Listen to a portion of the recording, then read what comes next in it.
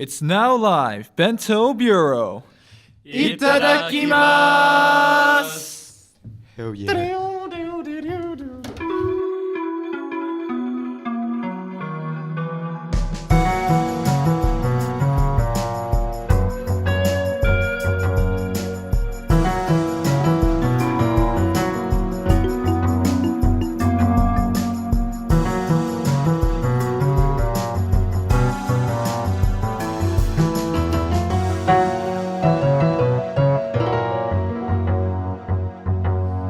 All right, hello and welcome to Bento Bureau, the podcast where we talk about Japan from an international perspective with a side dish of socio-political discussion. With me today is Ichi from Thailand, Hello, everyone. as well as Jess from Guam, Good evening, everybody. and not to mention Bastian from Germany. Hello. Thank you very much for joining us for another episode today. Today's discussion is going to be on the Japanese political system. Now, we're aware that many may not know all too much about Japanese politics, and the subject is by no means an easily explainable topic to speak about substantially, which is why we have invited Professor Gregory Noble, a professor from the University of Tokyo, also known as Todai. Professor, can you hear us today? I can. Good evening. We're very delighted to have you today. Thank you very much. Thank you. Professor Noble has been teaching at the University of Tokyo for the past 16 years. He's also taught at prestigious institutions such as Stanford University as well as UC Berkeley. And he's also known to be an expert in the field of political economy, specializing in China and Japan. In fact, we've heard that you've spent quite a while working in China, not to mention Japan because you live here. But what brought you to China in the first place, and what were you researching there, if you don't mind us asking? Sure. First of all, a slight correction. I have given lectures at Stanford, but I've never taught there as a regular faculty member. I did teach at San Diego and Berkeley and the Australian National University, but Stanford only lectures. All right, sorry about that. Thank you for the Okay, correction. that's fine. And then on the China front, I have spent altogether about 4.5 or 5 years living in Taiwan. I haven't actually lived in the mainland of China. I've been there many times, 3 times in the last 2 months, so I go to China quite a bit, but I haven't lived on the mainland before. As for what I was doing, I wrote my dissertation, which later became a book, on a comparison of industrial policy and party politics in Japan and Taiwan, so I spent quite a bit of time here at Todai, as a matter of fact, I see. and at the Zhonghai Jingjiediuyuan, the Zhonghai Institute of Economic Policy in Taipei, in Taiwan. Mm-hmm. Okay, that's great. So thank you for that introduction. We want to talk about your book in further detail in just a little bit. It's the book you co-authored, Power in Contemporary Japan, on your chapter focusing on the evolving discourses of political power and bureaucratic delegation in post-war Japanese policymaking. In other words, as you say, you're trying to find out who, if anyone, is in charge. But before we dive straight into that, since that's a little too advanced to some of our viewers perhaps, we want to start it a little more basic. So could we ask you just a few brief questions on the main components that make up the Japanese political system? Sure. So, What do you want to know? yeah, so could you just briefly describe the political structure of the Japanese policymaking system, and how does it what are the similarities and differences when you compare it to other major systems in the world, such as the United States and United Kingdom?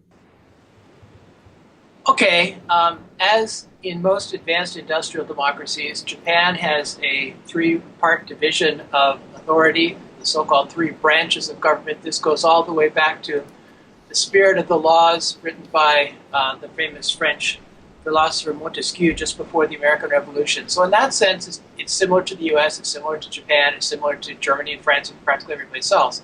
Those 3 elements are a legislature that makes laws, an executive which executes the laws, and a judicial branch which rules on the legality or the application of laws.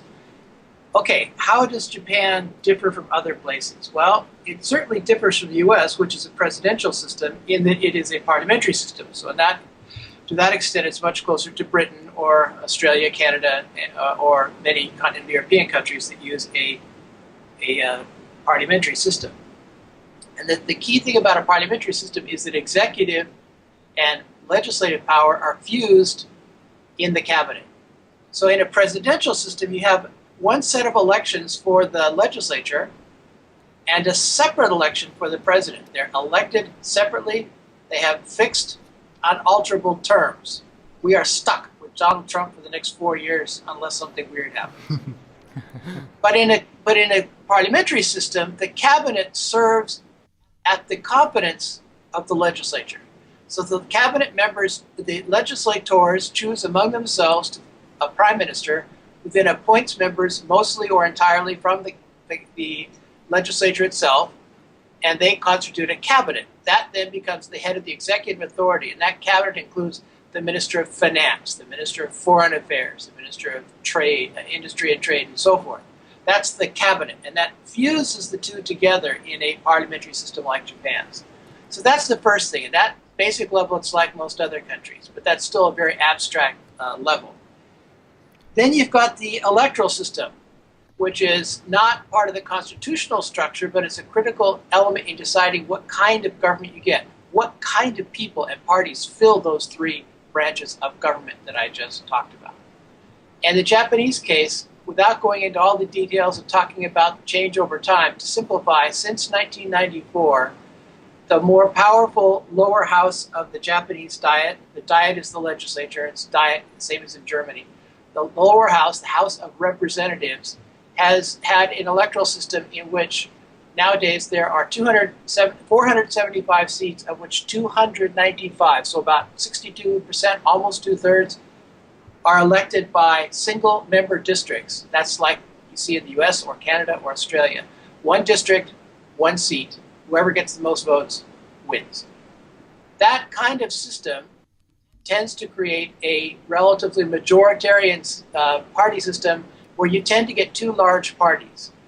Now in Japan, not all the seats are chosen by single-member districts, so to that extent it is different from the US and Canada or Australia.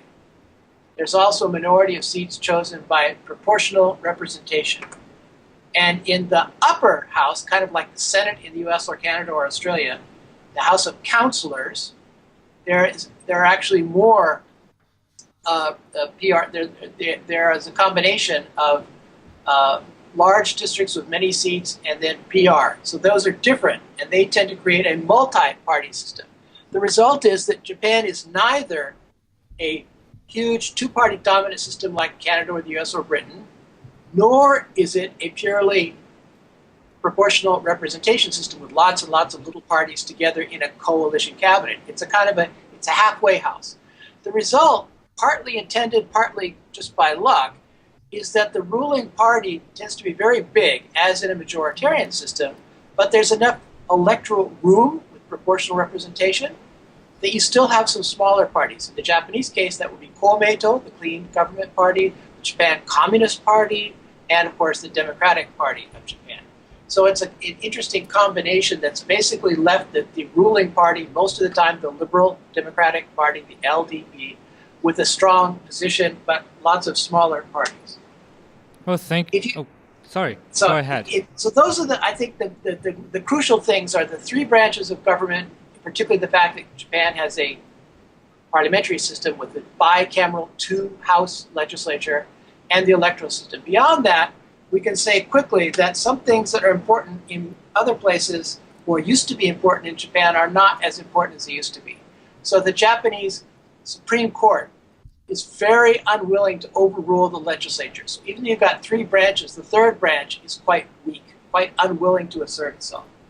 Then if you look at the bureaucracy, there's a huge debate in Japan as to whether the bureaucrats are really running things or the politicians are really running things. And without getting into all the details and all the arguments, I think the simplest way to put it is the big decisions, the big outline is set by the politicians. But compared to many other countries, certainly compared to the US or Canada, the bureaucracy has a relatively large role to play. It doesn't decide the big picture. It has a lot of room to decide what happens within that basic framework. And finally, in the past, under the old electoral system, you used to hear a lot about LDP, Liberal Democratic Party, factions. They still exist. They're still somewhat important. but their influence has declined. And now it looks more like Britain with a powerful cabinet and a relatively powerful focus of attention in the prime minister. Well, thank you very much. That was very informative. I would like to ask, at 1994, the LDP, or basically the Japan electoral system got changed. As you said, it changed to a proportional representative and a first past the post system, something similar to that at least. I would just like to know, since the LDP has been in power for almost 40 years, or like around 40 years, why did they change the electoral system in the first place, since this electoral system was actually as an advantage to them before? From the LDP's point of view, the old system, which we call the single non-transferable vote system, also called the medium-sized district system, had some advantages and it had some disadvantages. From the LDP's point of view, when they were really strong, they preferred single-member districts because that advantages big parties, and they thought they would be the biggest, baddest, meanest party on the block. Now, you could argue that over the longer haul, that might not actually work to their benefit, because if you have a single-member district, a first-past-the-post system, like a horse race, whoever's first wins, no matter how many are running. If you have that kind of system, yes, they would be powerful, they would win at first, but the other parties would have a strong incentive to coalesce. And eventually, presumably, you'd get something like a two-party system. So the first question is, why did they prefer a single-member district system? And I think the answer is because they were relatively short-sighted. I don't mean that as a criticism, it's just realistic. Politicians have to care about the next election or two, and they figured we would win a lot of elections before the opposition would ever get its act together. So that was their preference. And you're right, they didn't have a preference to go to the current system, which is somewhat less beneficial to them. But in the late 1980s and early 1990s, a whole series of scandals hit. And the LDP looked terrible. The excuse they gave to the voters was not, well, we're terrible, vote us out of power. It was, the electoral system made us do it. It's all the fault of the electoral system. So it was a way of deflecting responsibility for what normally would have been disqualifying scandals, terrible scandals, one right after the other that made the LDP look terrible. In addition, some people in the LDP did think that the old system, which for reasons I won't go into, tended to create a lot of factions in the ruling party, made it difficult to have a powerful cabinet, a powerful prime minister. It made it difficult to overcome factional fighting. So some people in the LDP thought, well, if we're going to have to change things, it's not all bad. Maybe we'll get something good out of this. On the opposition side, the larger parties were in favor of a more concentrated system, but the smaller parties wanted a lot of PR, a lot of proportional representation, because that would benefit small parties. And what you basically got was a lot of back and forthing, and he finally came up with a consensus which wasn't so bad from the LDP's point of view. In particular, as I mentioned before, the majority of the seats were single-member districts. And the LDP as a party liked that, and the individual LDP members liked it because it allows them to control their life. They're not just a name on somebody else's PR list. They have a connection to their own district. So a lot of individual candidates like that. In addition, they put in a special provision, which is quite controversial, was controversial then and is still talked about quite a bit now, called the zombie provision. It basically said we have these two electoral systems, single-member districts, first past the post on the one hand, and then a minority of proportional representation seats. But you can run in both of them at the same time. So basically what happened was candidates all ran in single-member districts, but if they lost, they could hope to come back to life, a kind of a Dracula or a zombie, come back to life even after being defeated because of their position on the PR list. So for a lot of Japanese conservative politicians, that was a kind of a way of reassuring each other that there'll still be a place for us. If things go well, we get a seat all of our own with less control from the party. That's great. Get less factionalism. That'd be great. And even if we lose, there's still this chance we can come back to life as zombies and live to fight another day. Well, thank you very much. That was very informative as well. Since we have been talking about the electoral system now in detail, we would like to move on to the next question, if you don't mind. Sure. Okay, thank you. I would like to ask from my position now. I want to go back when the system was established after World War II. So there was the US occupation until 1952, when I remember correctly. And after that, during that time, the US started the reverse course. May you talk about what the reverse course actually means and how it got established? Okay, let's run back the videotape a little bit. During World War II, the Americans obviously wanted to know, why is it that Japan became an imperialist power? Why did Japan attack and conquer China and much of Southeast Asia? Why did Japan attack the United States at Pearl Harbor? And we could talk about that topic for a long time, but the point I want to make here is that the answer the Americans came up with at the time was because the Japanese political system had all kinds of problems which allowed an undemocratic system to get out of control. So the answer for that was, we're going to democratize it. So after World War II, when the United States defeated Japan and became the overwhelmingly most powerful factor in the Allied occupation of Japan, they set about doing a series of things that they thought would make Japan more democratic and less likely to become a violent expansionist power in the future.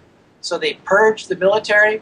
They put Article 9 in the Constitution saying that Japan would not hold military forces. They got rid of a lot of politicians in a purge. They essentially forced Japan to implement land reform, gave women the right to vote, did all sorts of things that were seen as likely to create a more democratic, less aggressive Japan. In addition, or going along at that same time, this was the very end of the New Deal period in the United States. And a lot of the people that came to Japan, surprisingly enough, under General Douglas MacArthur, were a lot of people who were quite liberal, even by American standards, in their attitudes. So Japan got an equal rights amendment for women when the U.S. didn't get one. And there were a lot of quite progressive or radical thinkers, kind of New Deal leftovers in Japan. But in 1945, 1946, 1947, the communists in Europe made big advances. Czechoslovakia fell to the communists, and Winston Churchill made a speech in which he talked about the falling of an iron curtain between Eastern and Western Europe. Mm-hmm. And of course, on mainland China, the Chinese communists and the Kuomintang national government were fighting, and eventually the communists won. So all this made the Americans very nervous. So they started out with a huge swath of reforms, but very quickly they were thinking, wait a minute, what if we're just creating not liberal democracy, but a test bed for communism? And that made them very nervous. And in particular, what happened in Eastern Europe, Central and Eastern Europe, and the fact that the Republicans won the 1946 congressional campaign meant that there was a real turnaround in thinking in the American occupation, and it became much more conservative. And that's what we now call I'm just blanking on the term, you just used it. Reverse course? The reverse course, yes. Thank you. That's what we now call the reverse course. It wasn't absolute. They didn't undo most of the reforms, but they stopped the momentum of the reforms. And from that point on, the main focus of the United States was not further democratizing Japan, but making it a bastion against communism. So, for example, the left-wing trade unions planned a big general strike. Instead of seeing that as an expression of democratic interests, the occupation saw that as a threat to capitalist democracy and banned the strike. And altogether, this was called the reverse course. Thank you very much, Professor Noble. I want to ask about the post-war period, right after the reverse course. How did the LDP basically take over Japanese politics and dominate it for almost 40 years? Could you summarize it for us? Okay. In the early occupation period, you did not have a liberal democratic party. You had a liberal party and a democratic party. The joke in Japan has always been that the liberal democratic party is neither liberal nor democratic. Those are the names. And liberal in this sense is liberal in a European, a British or European sense, which in the United States or Britain or in Canada would probably be called a conservative party. But it's called liberal in the 19th century or European sense of the word liberalism, meaning freedom from government controls. So you had these two parties, and they did not get along very well with each other. They had different backgrounds. Some came from bureaucracy, some came out of local politics. But what happened was basically the liberals under Prime Minister, I'm blanking because I'm talking to you. Was it Yoshida? Yoshida Doctrine, yes, Prime Minister Yoshida. The liberals under Yoshida were largely dominant, but it was pretty close. There was a lot of infighting on the conservative side of things. At the time, the left was also divided, so it wasn't so bad. But in 1955, the left unified, not completely and not perfectly, but they more or less unified their forces. That scared the right, and the liberals and the Democrats also merged to create the Liberal Democratic Party. And for the next election or two, those two parties, the LDP party on the left, on the right, the Japan Socialist Party on the right, on the left. I'm getting this backwards. Let me say that again. The LDP on the right, the Socialists on the left. Those two parties were completely dominant, and only gradually did their share decline and new parties come up.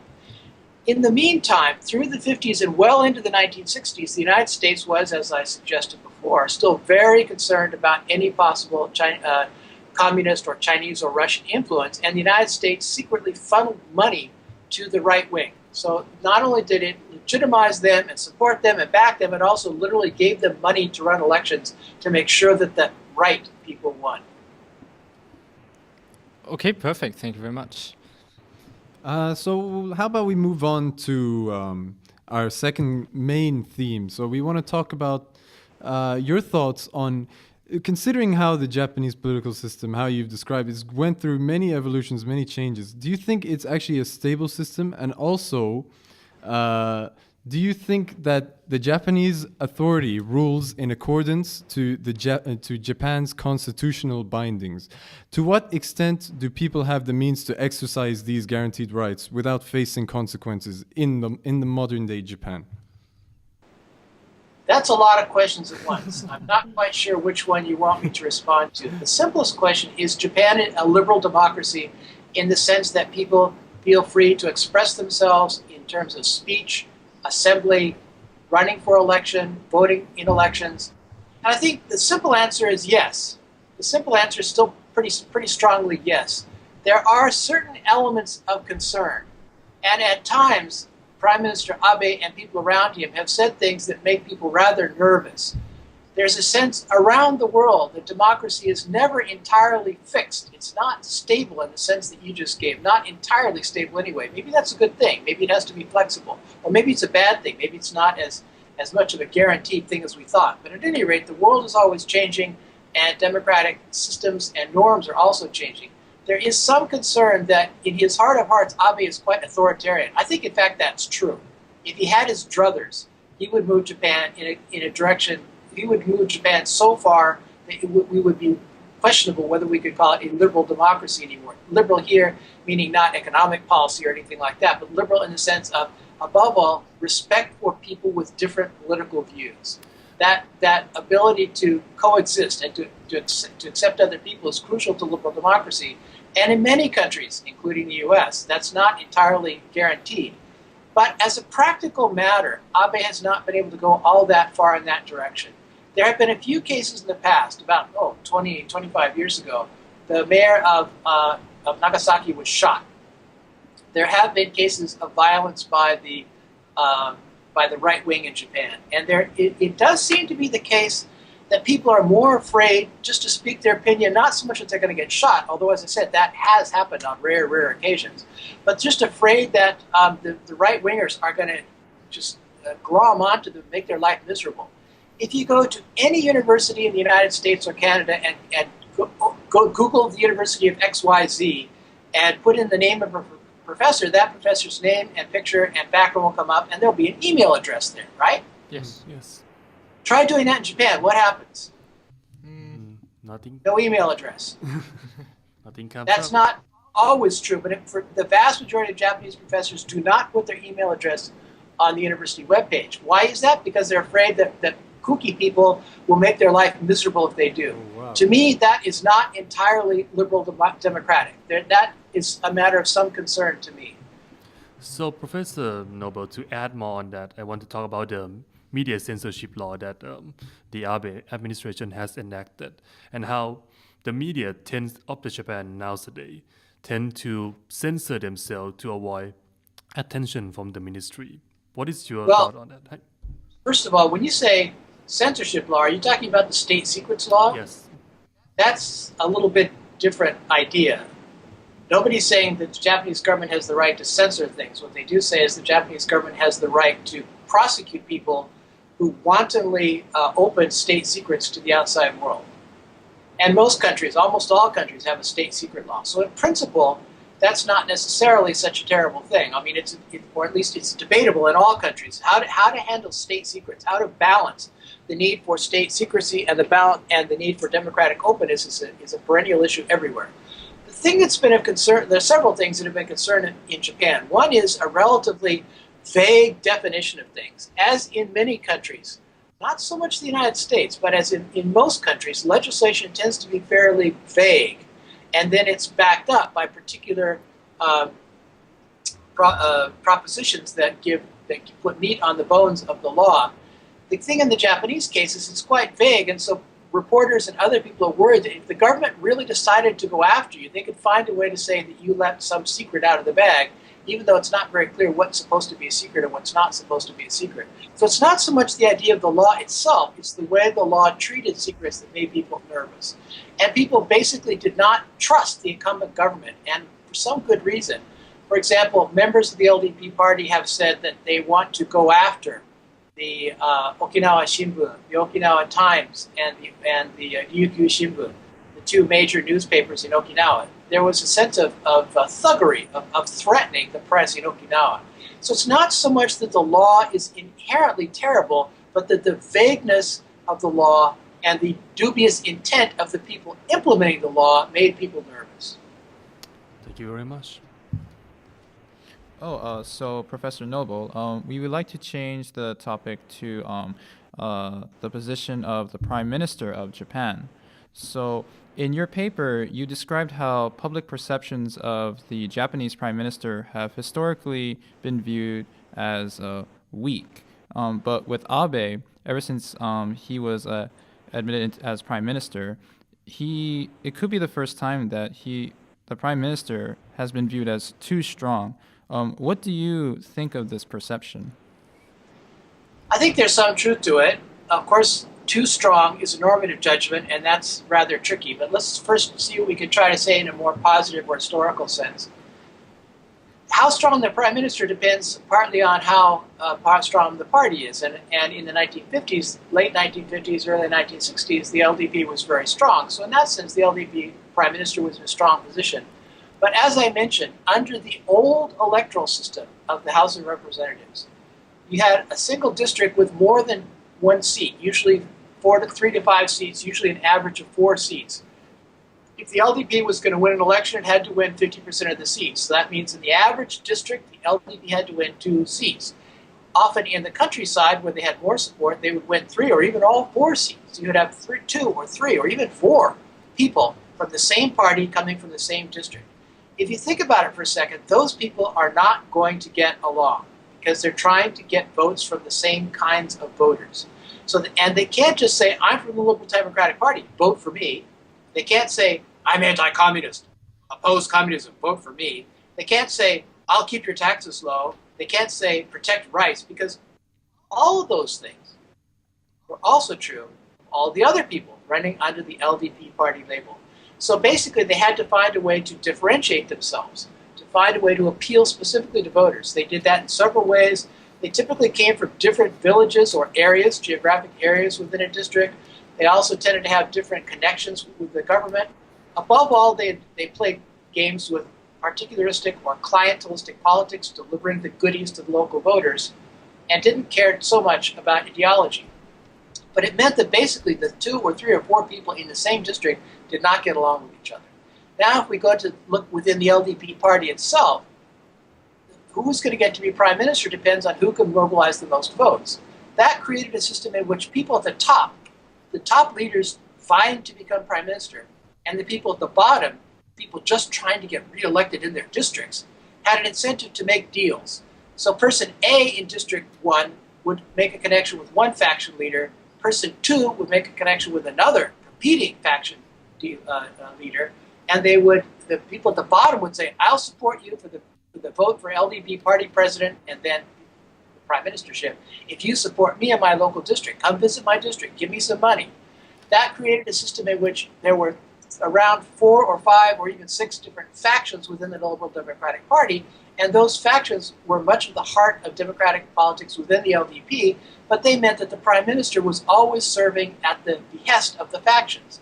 Typically, the prime minister came from the biggest faction, but not always. And even if he did come from the biggest faction, for example, in allocating posts to the cabinet, he had to essentially balance the various factions. Each faction demanded a number of seats proportionate to its share of the LDP diet membership.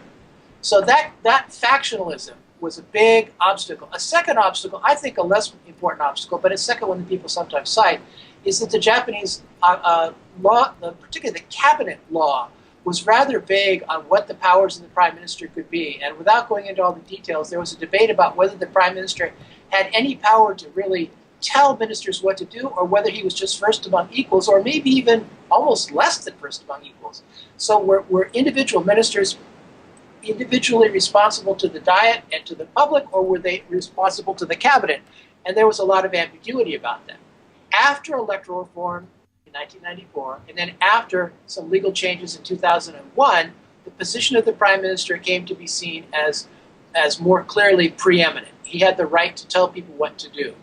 Also, with changes in Japanese politics, with Japanese media practices, with international politics, the Japanese prime minister now goes off to other countries and visits the G7 and the UN and all these things all the time. The prime minister has become more and more the focal point of attention. That's true in the UK and other places as well. It's often called the presidentialization of the prime minister.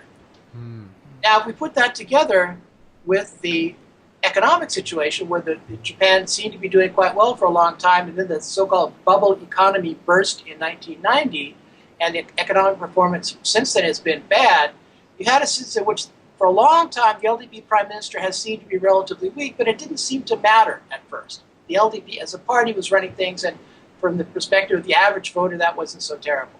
But now the average voter is saying, hey, what's going on? And so for the first 20 years after electoral reform, there was a lot of reorganization going on. The economy wasn't doing that well. At one point, we had 6 prime ministers in 6 years, just before Abe came back into power. There was a lot of concern that nobody's in charge here. Even though the prime minister in principle is stronger, as long as the economy is doing poorly and the prime minister is not popular, nobody seems to be in charge. Since 2012, the LDP has seemed to recover, or more to the point, the main opposition party, the Democratic Party, was perceived, I think somewhat unfairly, as having completely failed. And so they are not at all in a position to challenge the LDP. So the LDP is now back in power, but with the difference that these institutional changes and electoral changes and changes in media practices have all tended to make the prime minister more powerful. Abe's predecessors were not able to take advantage of that. He is. Another way of putting that is the new focus on the prime minister means that when he's strong, he's stronger than the past. But when he's weak, there will be a tendency to try to dump him faster than in the past. And if you add to that one final element, which is that Abe has quite conservative political views, which make a lot of people nervous, that's why you get the sense that, oh, the prime minister, if he could actually do things, might do things we don't want. We don't want a prime minister so weak that he can't get the economy going again, but we don't want a prime minister so powerful that he could do things we don't want. That's the fear. Thank you very much. You brought up a lot of things in the beginning, and I would like to connect to that a little bit. So you were mentioning the malapportionate system, so that basically the voters in the districts, in the rural districts, count more than the ones in the cities. And you also brought up the Koenkai, basically the fractions within the parties, which basically not work together, but work with the party member in order to become elected. And I was just wondering, since the LDP wanted to stay in power, and it has something to do with the Professor Pempel's social correlation theory, I would like to know, the LDP changed their focus to the new middle class. So basically, people moving from the rural districts to the city areas. Can you a little bit elaborate on that, why they did that? Well, you raised quite a few issues too, so let me try to clear up things a little bit and then maybe elaborate. You mentioned malapportionment. Strictly speaking, what Japan has had is not malapportionment, bad apportionment. It's failure to institute good apportionment. In other words, whereas in the US, oftentimes the party in power will draw districts in such a way as to advantage that party, arguably against the spirit of democracy. In Japan, there has not been an active effort to do that, but when population has moved from the rural areas into the cities in a continual flow, that would imply that more seats should be added in the urban areas and either just add more seats or else even decrease the number of seats in the rural areas. The LDP has always been a step and a half behind that. They've waited until the Supreme Court says the election is, if you do it this one more time, the election is going to be unconstitutional. As I said before, the Supreme Court has been very reluctant to challenge the government head on. It hasn't actually said, that election you just had, no go. It's unconstitutional. They haven't been willing to do that. But they keep saying, if you don't do something, it will become unconstitutional. So the LDP has redistricted, but slowly. It's always behind the pace. So that's the first point. But that's not unique to Japan. I mean, if you think about the Senate in Australia or Canada or the United States, those Senates are almost always completely disproportional. I'm from California, over 40 million people. We get 2 senators. Wyoming gets 2 senators for 400 and some odd, 500 some odd thousand people. Alaska, 600 or 700,000 people, 2 senators. 80 to 1 difference. So it's not just Japan that has a problem with privileging rural areas. That's a kind of a universal issue in democracies. You can argue that it privileges states or geographic areas, and that's okay. Or you can argue that government should be determined by one person, one vote. You can argue that either way, but the underlying fact is the same. Rural areas tend to be overrepresented in most countries. You mentioned the Koenkai. Koenkai are personal support organizations. They're not the same thing as factions. Factions are at the top. There are only 5 or 6 factions within the LDP, but there are hundreds of Koenkai, personal support groups for each of the LDP members.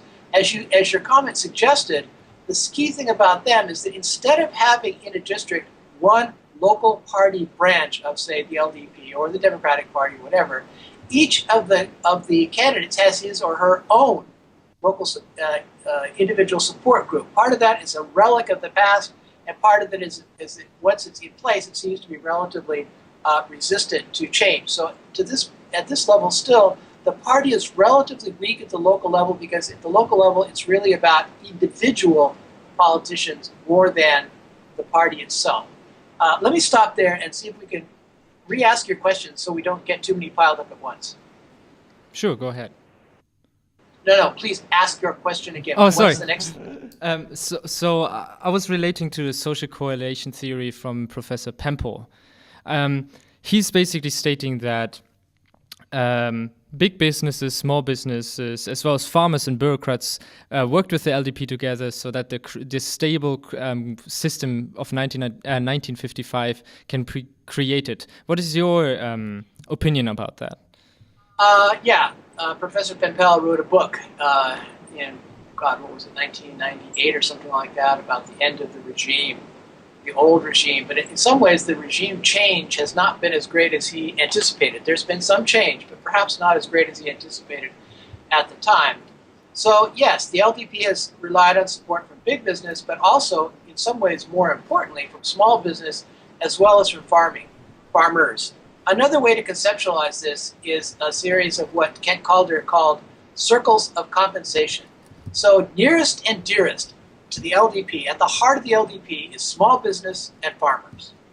Slightly beyond that, a little further from the center of these concentric circles, is big business. And then further yet is relatively conservative members, people in the cities, and furthest yet would be other people. Now, in the old days, the period that Bento was looking back on, under the old electoral system and during a period of relatively rapid growth when Japan was poorer than it is today but growing more rapidly, there was a great deal of what we call clientelistic politics, where politicians promised to bring goodies to individual electoral districts or to individual classes of people in return for political support. That still exists, and we see evidence of that in some areas. So postmasters, for example, are still big supporters of the LDP. Postmasters may not sound important, but in Japan, there's a system of postal savings and of postal insurance. So postal savings is really about postal banking and postal insurance. It mobilizes a huge amount of money. So the support for them is still, from them is still very important. Farmers are still basically supportive of the LDP. Doctors, dentists are still big supporters of the LDP. We sometimes call these the organized vote or the hard vote. But as a share of overall votes, that hard vote or organized vote has become somewhat smaller than in the past and somewhat weaker than the past. In particular, we've seen the rise of what are often called, depending on which term you use, independent voters or floating voters. Particularly people in cities, and remember that the population has tended to move from the countryside into the cities. People who don't work in small companies might work just be a typical resident of a big city working in a white-collar job for a big company or a medium-sized company. Those kinds of people are not nearly as closely tied to the old system of social coalitions. That's why we've seen in the last few elections very big vote swings in Japan. So the LDP won big in 2005 under Koizumi, the so-called postal election. They lost in 2009. The Democratic Party came in. The LDP was devastated. But then in 2012, again, the Democratic Party was devastated, and the LDP came back in a huge way. The rise of independent voters is not unique to Japan. Big parties are losing power everywhere. What's a little bit different is that the independents in Japan are more genuinely independent. In the US, if you ask people, do you support the Democrats or the Republicans, a lot of people these days will say, I hate them all. They're all terrible. I'm an independent.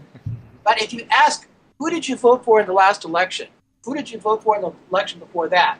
Who are you going to vote for in the next election? It turns out that 90% of independents are not really independent. What they are is people who are reluctant to admit who they really support. Whereas in Japan, floating voters really float. The interesting question, though, is will they float evenly back and forth? The implication or the suggestion a lot of people had was that after regime change, what Pepel called regime change, that floating voters would become more prominent and they would float back and forth between the major parties. This was also linked to electoral change and the idea that Duverger's law, the idea that single-member districts tend to create a two-party system, would consolidate the other side of the party so the LDP would face a competitor of a similar size and power. And to some extent, that seemed to be happening. That was the Democratic Party of Japan, and it did win in 2009. And a lot of people said, job done. We have a two-party system. Congratulations, everything's set. Except that it's beginning to look as if those two parties are not symmetrical. The LDP lost terribly in 2005, but it was able to 2009, but it was able to come back very strongly in 2012. The Democratic Party of Japan lost terribly in 2012, but there's no sign whatsoever that it's going to come back and be a gigantic challenger to overwhelm the LDP in the next election or even the next election after that. The Democratic Party is barely larger than the Komeito, not that much larger than the Communists. It's much, much weaker than the Liberal Democratic Party. So what we seem to have is an asymmetry. Organized voters, hard votes, are a smaller proportion of the electorate. That's true, so there has been a change. But there's still quite a few of them, and they overwhelmingly support the Liberal Democratic Party. Floating voters are more open, they're more willing to go back and forth, but they don't trust the Democratic Party of Japan. One of the big questions is, why are they so reluctant to support anybody but the LDP? That is a genuine puzzle. Here's my take on it. If you talk about the LDP, we think of them as associated both with successes, the rapid growth period, Japan's rise in international society, and with failures. Basically, the period since Japan had experienced the collapse of the bubble economy and relatively low growth. The so-called lost 10 years, the lost decade, or now the lost 2 decades. So the LDP is not thrilling the hearts of Japanese voters. Most people will say they're not happy with the economy. The LDP hasn't done a great job. They're not in love with the LDP. But if you ask about the opposition, oh, terrible, horrible. My reading is that partly it's true that the Democratic Party didn't do that well from 2009 to 2012 when it was in power for reasons we probably don't have time to go into now. But it also reflects the fact that the DPJ has only been in government once. So the LDP is associated with good things and bad things. The DPJ, or now the DP, the Democratic Party, is only associated with bad things. Who wants to elect a party that's seen as a failure? The LDP is black and white. The Democratic Party is just black. I'm not saying that I personally agree with that. I actually do not agree with that personally. But that seems to be what's motivating Japanese voters. I see. Thank you very much. I would like to ask another question. So you wrote in the book Power in Contemporary Japan. Who, if anyone, is in charge? Chapter 11. Right.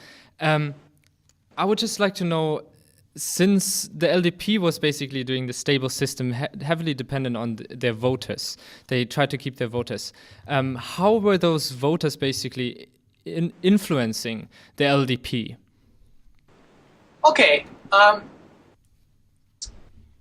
The simple answer is that Japan is a democracy and the people are in charge. And that's a pretty simplistic answer. It's not a very complete answer, but that's not the worst first approximation, first guess, is to say that it's an electoral democracy and the voters determine things. Now, which voters matter? There's a certain rural imbalance. We talked about that. Better organized people tend to defeat less organized people. We talked about that. The party of capital tends to do better than the party of labor because labor is structurally weakening for reasons we could talk about. That tends to advantage the party on the right. That would be the LDP. I just made a case that there's also an historical element to this. The party that can associate itself with success is advantaged. And that would be, voila, once again, the LDP. Because whatever their failings in recent years, they're associated with a glorious past. So I would say the voters are in charge, but some voters are more equal than other voters. Voters in the countryside, voters in organized groups tend to have their voice heard more than other voters. More generally, we could say that in most or all capitalist democracies, rich people, well-educated people, and people who own businesses are more likely to get their voice heard than other people. In some places, the United States being a prominent example in recent years, there's a huge imbalance. People in power, people with money, people that own businesses are hugely advantaged. That's not quite as true in Japan. For one thing, Japan has very strict campaigning laws. So it's not as easy to pour in money in TV ads and overwhelm your opponents because you've got more support. So there are various reasons why Japan is not as far along in that pattern as the US is. But the basic idea that most of the time rich people and business owners do better than other people is still true. The big exceptions come when there's a big scandal that undermines the government, or if there's an election coming up very soon, then politicians tend to genuinely listen to all voters. Sometimes people use a metaphor called quiet politics. When politics is quiet, the average person says, I may not be thrilled, but it's not a disaster, and they don't pay too much attention to politics. But rich people, and especially organized business interests, always pay attention. They're always there. So the question is, who's paying attention? If nobody else is paying attention, organized business is and that includes farmers, they're in a very strong position. If people pay more attention because the government screws up, or the economy is doing badly, or there's a war, or there's a scandal, and people start paying attention, then the politicians have to shift their focus a little bit more to encompass the average citizen. But that's less true in so-called quiet times. Okay, perfect. Thank you very much. You mentioned the historical issue. I would just like to shift it to the cultural issue. I remember that Chalmer Johnson talked about the bureaucratic dominance, which makes actually the stable system 95-55 possible. Can you elaborate on that? Do you think that the culture in Japan has something to do with the LDP dominance during that time? That's kind of two questions. Let me take them in order. Sure. The first question is, who runs things, the politicians or the bureaucrats? And the traditional answer was the bureaucrats. The modern answer is the politicians. Exactly. But both of those are somewhat simplified. There's actually now quite a large literature in political science about the conditions under which bureaucrats exercise more or less influence, the conditions under which politicians can run things the way they want to. It's sometimes called slack. There's a so-called principal-agent theory. And one of the questions is, if you give an order, if you're a politician running the country, elected by the people, and you give an order to the bureaucrats, will they do it? And if they don't do it, what can you do about it? How will you know they're not doing it? This is a long, complicated story, so let me give my version of the simple answer. The simple answer is, when it comes to the big picture, the politicians set the outlines. So to that extent, Johnson was wrong, or to put it another way, Johnson was assuming as a starting point a system which was in fact determined by the politicians. He was saying once we accept that, then bureaucrats have a very important role to play. I don't agree with Johnson, but I think the current trend in analysis of Japanese politics has gone too far the other direction. In fact, there are reasons to think that the bureaucracy in Japan is relatively more influential than in many other countries, and in particular, more influential than in the United States. Why is that? For one thing, the ability of the politicians to do things the way they want and not have to worry about resistance or sabotage or undermining from bureaucrats depends partly on their own capacities. If you look at the Congress of the United States, each congressional committee has many staff members. Each representative, 435 representatives, 100 senators, they all have many, many, many staff members. The Congressional Research Service is gigantic. The American Congress has amazing resources. No other representative body in the world is like that. It's not entirely clear why it's that way. It's probably something about the dynamic of the presidential system. The White House expands, Congress expands to fight back against the White House. But the result has been that Congress has tremendous capabilities. That's not true anywhere else, and it's not true in Japan either. Japanese politicians have fewer staff, committees have fewer staff. There is a diet library service, but it's not nearly as big. So if we look at resources, Japan, certainly compared to the US, but probably compared to most countries, is on the weak side. If we look at policy issues, there's a reason there tends to be quite a bit of variance. So if there's a lot of opportunities to claim credit, for example, building a bridge or building a new school, politicians will want to do that themselves, because what politicians want to do above all is get reelected, and the best way to get reelected is to claim credit for good things. So they're not going to let the bureaucrats decide where to build a school. They might let the bureaucrats decide how many schools to build, because they would all fight among themselves. The LDP politicians would fight among themselves over that. They might allow the top leadership of the party and the bureaucrats to decide that, but they want to take credit for where each individual school goes. On the other hand, if you think about something like giving permission for a pharmaceutical company to sell a drug, if that goes wrong, you don't want the voters saying, you're the one that approved the drug that killed my grandmother. So it's much better to let the bureaucrats take control of that. So there are a lot of different questions. How complicated the issue is, how technical it is, how much distributive politics, juicy pork barrel politics is involved. So there's a lot of variance across time and across issue areas. But the simplest way to think of it is the top politicians in the ruling party set the big parameters. They tend to work with the leading bureaucrats. In the Japanese case, that would be especially the Ministry of Finance. So to some extent, it's politicians versus bureaucrats, but to a significant extent, it's the top of the party and the top of the bureaucracy versus the lower levels of the parties and the lower levels of the bureaucracy. It's not always politician versus bureaucrat. Some people, John Campbell of the University of Michigan, is famous for saying it's almost never politicians versus bureaucrats. It's more generally politicians setting the big, particularly leading politicians, prime minister, the cabinet, setting the big parameters, and then everybody else adjusting to those parameters. But the exact pattern will vary differing upon the issue and its complexities and volatility, danger, and so forth.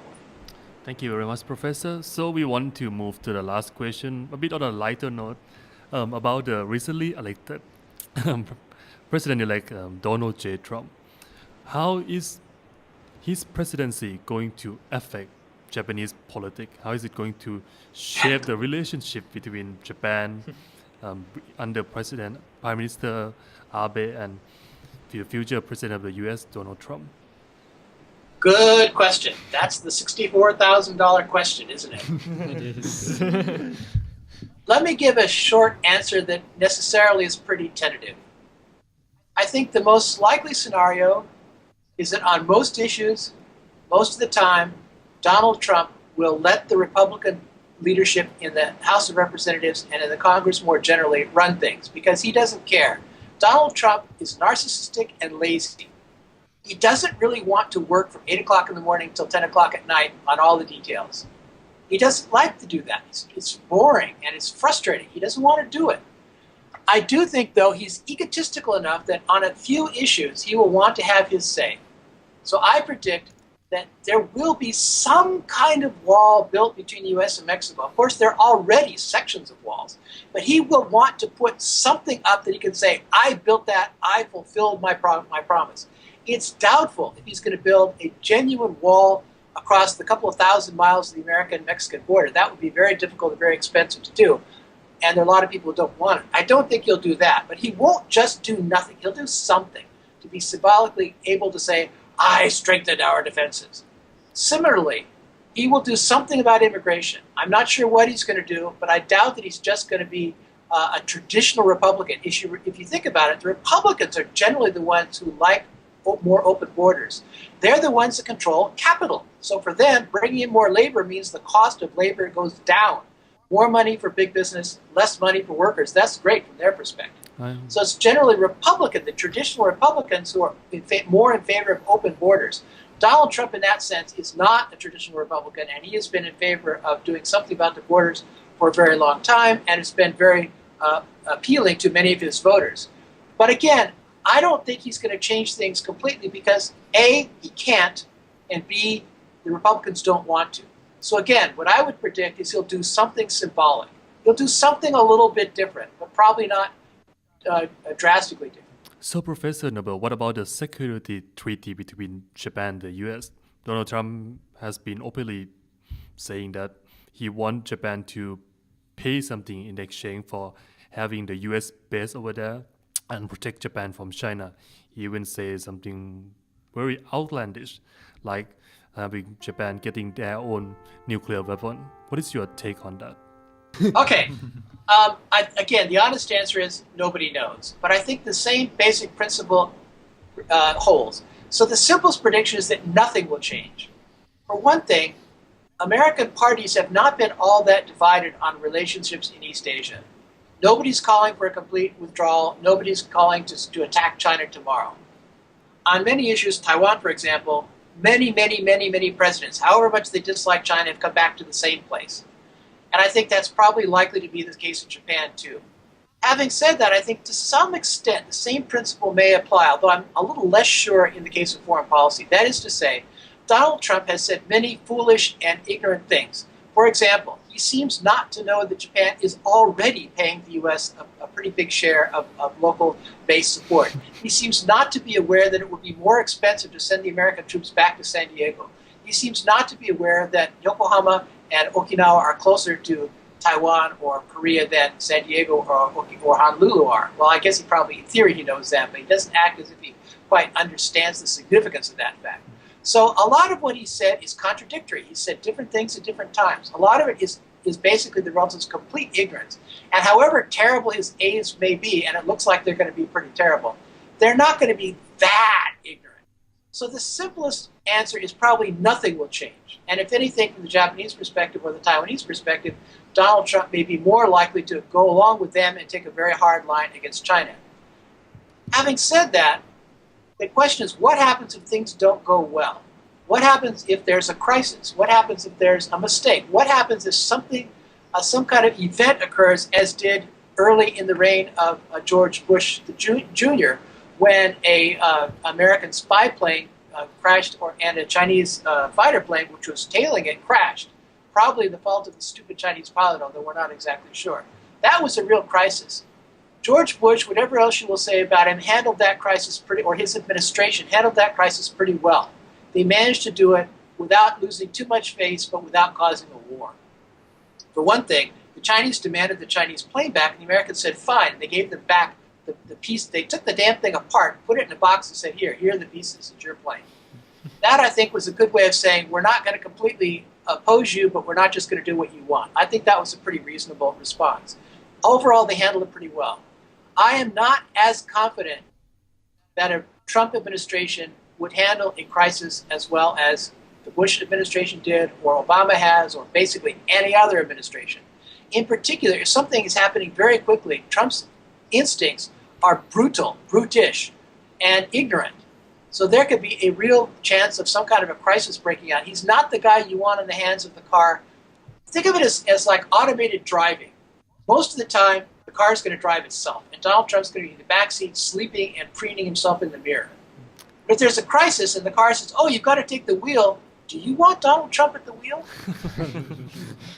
Rather not. Thank you, Professor. One last question. So on Tuesday the 15th, Japanese cabinet has approved the plan to send the self-defense force on a peacekeeping operation in South Sudan. So do you think it is yet another step that the Abe administration has been putting for Japan to move further to the right, or do you think it is just as a responsibility of Japan as the U.S. ally to participate more in international affairs? That's more a policy question than a political science question. And I could give you my personal answer, but that would take a while and it's maybe not so helpful. I think the more interesting question from a political science perspective is what happens if somebody in Japan loses his life? Because it's easy to talk big when it's free. Why does America love air war so much? Well, it's easy because we have complete superiority in the air. But if you put ground troops in a place like Iraq or Afghanistan, then people die. Similarly, if Japan participates in international peacekeeping or peace maintenance operations and nobody dies and it all goes well, then Japanese feel great. It's not very expensive. We get kudos. We get praise for participating in the international community. It's all great. What happens if somebody in South Sudan is an unstable place? What happens if somebody shoots a Japanese? In the past, the Japanese have been hypersensitive to any deaths. A lot of Americans see that as unrealistic. The world is a dangerous place. You can't expect that nobody ever anywhere will die. I can kind of sympathize with that point of view. On the other hand, you could say the fact that Japan is hypersensitive to people getting killed is a good thing because it reminds us that what we're doing is dangerous and we better have a good reason. We better be able to tell the mother of the soldier that dies, your son died for a reason. What was the reason? Was there a good reason in Afghanistan? Was there a good reason in Iraq? Doesn't look like it. So I think to that extent, you can make an argument either way. But from the political point of view, the interesting question would be how do the Japanese people react when something goes wrong? As you may recall, a few years ago, a couple of Japanese citizens sneaked into Iraq and paid for it with their lives.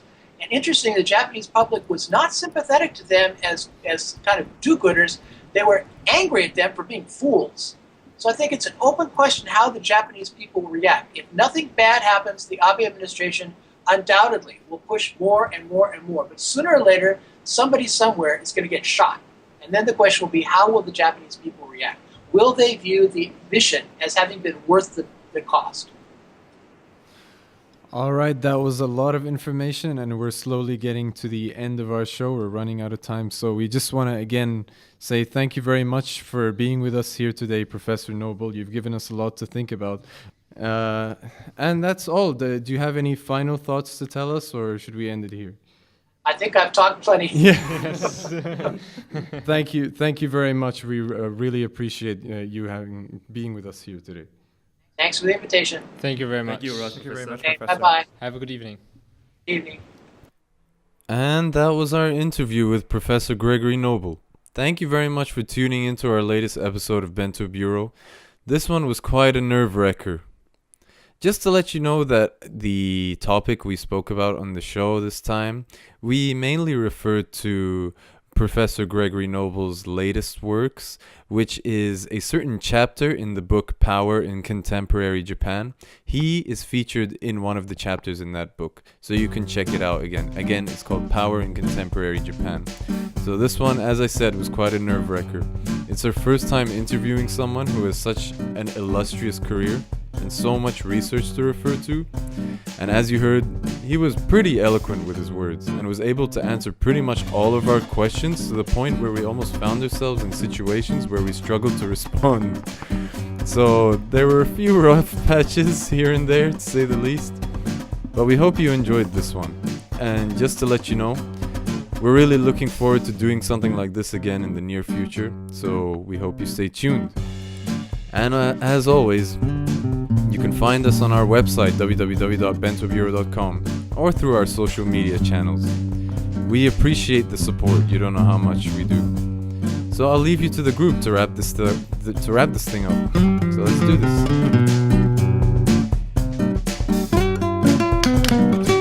ごちそうさまでした。